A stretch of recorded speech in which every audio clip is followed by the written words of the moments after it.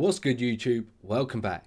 Today it is LazyDaze Tubby, and I'm back at it again on my solo channel doing some more history reaction for you guys today. And it is some more Sabaton History, and we have the episode Poltava, the Great Northern War, Sabaton History, episode 57. They make amazing content, and I always like to see the dynamic between the band and Indy Idell. Like I said, they make amazing content, so if you haven't already, head over to their page. The link's in the description box down below. If you're enjoying my reactions, looking forward to future reactions, you know what you need to do. You need to like, comment, subscribe, hit that notification bell, but we're going to jump straight into this one. Slaget vid Poltava var helt klart avgörande för slutet på svenska stormaktstiden. Och Sabaton skrev en låt om det.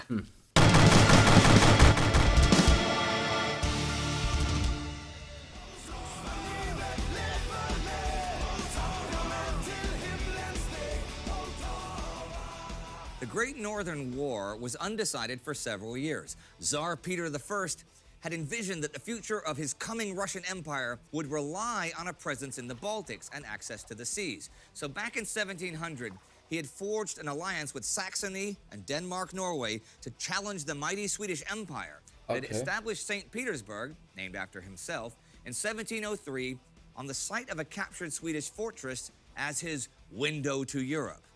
And although Peter's forces had been trounced by the Swedes at the Battle of Narva, Swedish King Charles XII had hesitated to follow up on his success and throw the Russians out of the Baltics.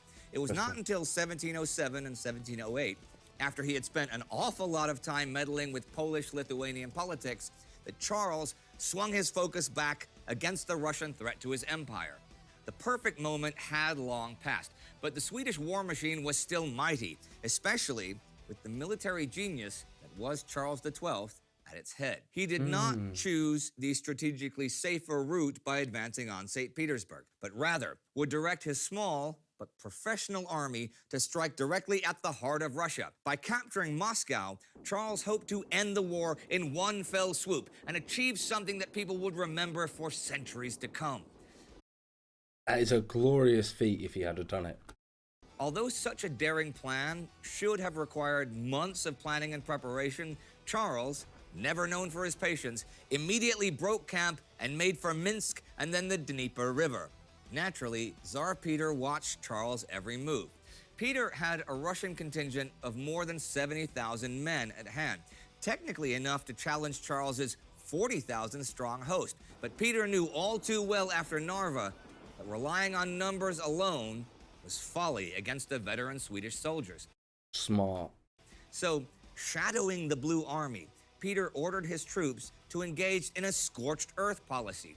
Every village in the path of the Swedish host was to be destroyed and fields to be burnt, so the Swedes would find neither shelter nor food. Charles hoped to eventually bring the Russians to a decisive battle where he could crush them in the open, but Peter sure didn't want to risk a pitched battle. Instead, the Russian troops fortified the banks along the great rivers and contested every attempted river crossing. The quality of the Swedish troops and Charles' tactical skill overcame those smaller battles, but each engagement thinned his lines. Where the Tsar could easily replace 3,000 men, the Swedes were hurt by losing 1,000. Makes sense. In July 1708, though, they finally reached the town of Mogilev on the Dnieper, and as the late summer wore on, they marched in long lines through the wilderness as supplies dwindled and exhaustion set in.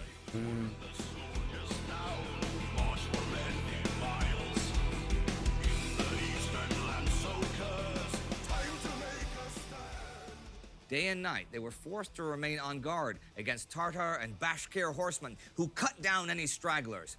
The Swedish army grew wearier, they grew hungrier, but their unshaken belief in their king and his vision kept them on track.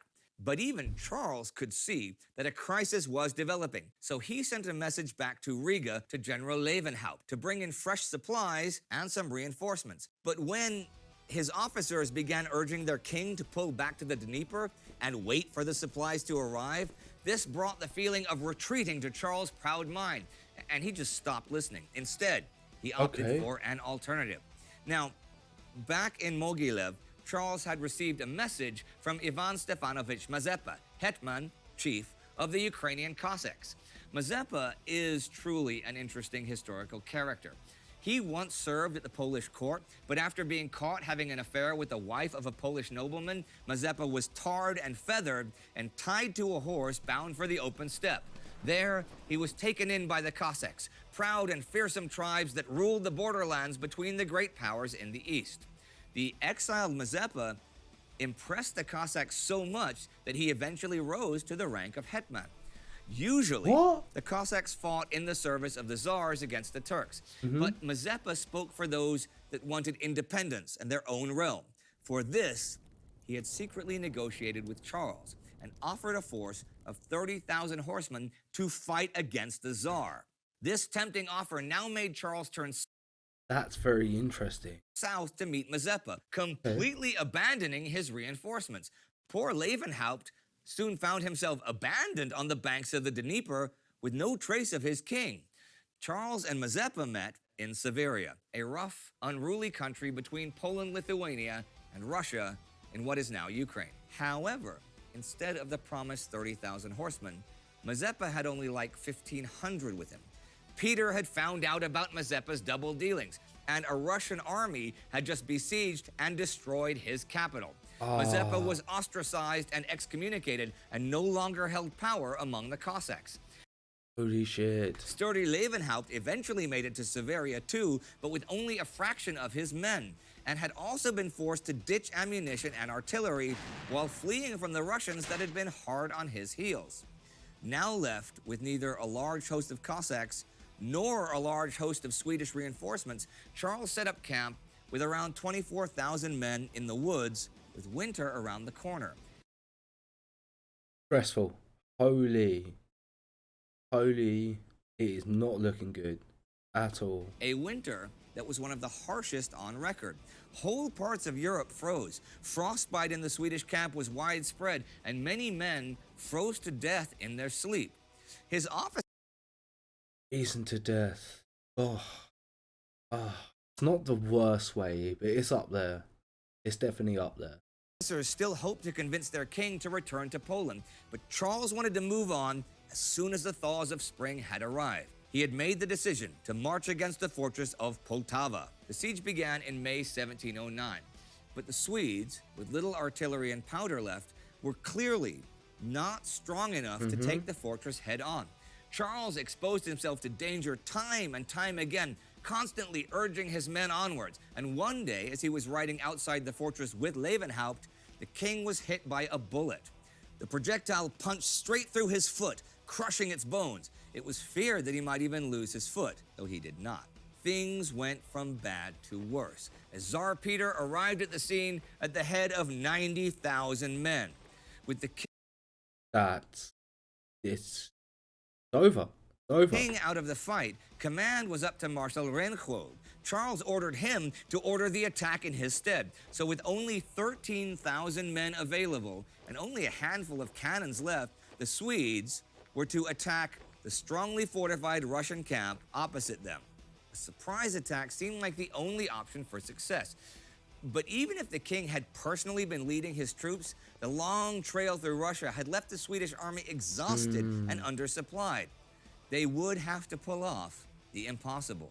On June 28th, shortly after midnight, the Swedish troops advanced towards the enemy's lines. The battlefield was like a long corridor. On its flanks, the Russians had fortified the woods, and Charles' plan was to quickly overrun the redoubts in between in a speedy surprise attack. If they managed to capture most of the artillery batteries early on, they could turn them against their enemy. Okay, that makes sense. Holy shit.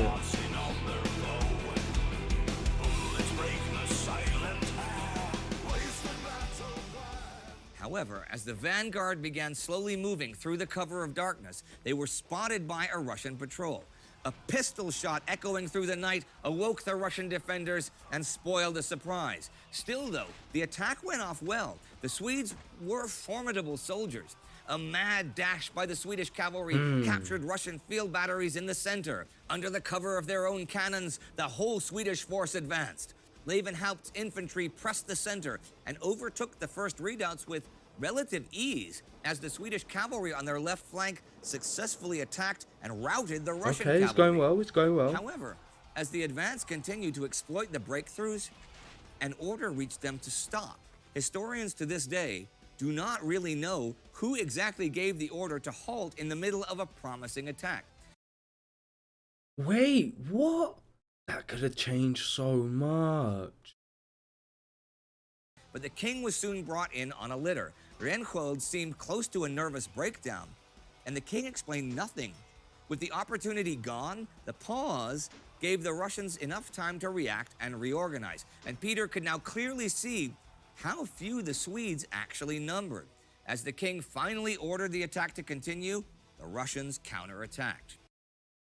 It was too late. It was too late. In the end, it came down to 4,000 tired and exhausted Swedes to fight over 30,000 Russian troops and 100 cannons in entrenched positions head on. Still true to their oath and their belief in the king, the Blue Boys went on the attack.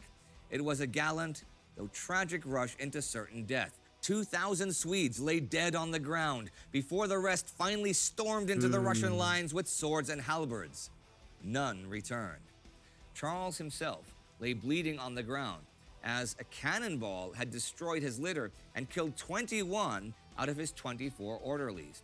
Loya Levenhaupt rushed in to rescue his king. It was a narrow escape, and many officers paid for it with their lives, trying to bring the king to safety. Even tragic Levenhaupt, rallying the last man standing to guard the rear, and by some time for the flight, had to finally surrender to the Russians. Peter himself came to the imprisoned officers and asked, "Say, where is my brother Charles?" But to Peter's disappointment, Charles had survived and with a few hundred men at his side had escaped south into Ottoman territory. Crazy. Absolutely crazy.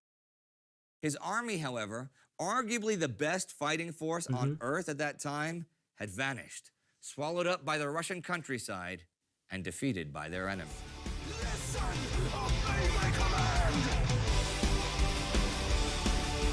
Hear me, or die by my hand! It's interesting that this song is about the Swedish, a defeat of the Swedish army. Yeah, and actually, we were thinking that it's not gonna be this, because the song was almost to be about the Battle of Narva instead, Okay. where the Swedish won. Yeah. But we didn't want the album Carolus Rex to be a complete, just a promotional album for the Swedish Go Sweden, Empire. go Sweden, Yeah. go. Okay. So we wanted also to show some of the defeats and some of the negative reflections of how people saw. I mean, Sweden were a great power at this time, and they did some military achievements that were pretty impressive. It was also one of the songs we made in two languages, Swedish and English. And I think when I was writing the lyrics for the Swedish one, it was just flowing. It was just, poof, it was just there instantly. But then I got so damn stuck at translating it to English and like to try to write it, because my head was so focused on the Swedish. How different was the popularity in the Swedish and the English versions? Very different. I'm interested to know which ones. And over time as well, the Swedish, we see a huge increase of people demanding to hear it in Swedish in outside of Sweden. We were in a struggle with the label because they were obviously like, you can't promote Swedish songs outside of Sweden. The album was mainly promoted outside of Sweden in the English version. Right. And in Sweden, it became hugely popular in Swedish, and nobody cares about the English version. Why would they? Exactly. But over time, we see, because you can easily follow the streams. You can see how popular songs are, you can see the graphics, and how people are listening to it. And then I can take a song like Poltava, and I can compare it over time and see English version versus Swedish. And let's take, if I take a country like United States, and just focus on United States, song Poltava, Swedish and English, and compare them. So in beginning, streams were way higher on the English version. Yeah. Today, the Swedish one in the United States have passed. So we really know how you stand feel free to write in the comments and tell us which you would actually want to hear when they come to see you. And will you actually learn the lyrics to sing along? Okay, well, Per, thanks a lot for today. Thank you for today. It was a great day. It was a great day. And in 1 week, it will be another great day, because then the next episode comes. The next episode of Sabaton History comes out exactly 1 week from today. I definitely enjoyed that episode, and I would definitely attempt to learn the lyrics of the Swedish version. I really enjoyed both of reaction to the song and the history here. Always good, and Indie Idol and the band make amazing content as always. If you enjoyed my reactions and looking forward to the next reaction, you know what to do. You need to like, comment, subscribe, hit that notification bell, and I will catch you in the next video.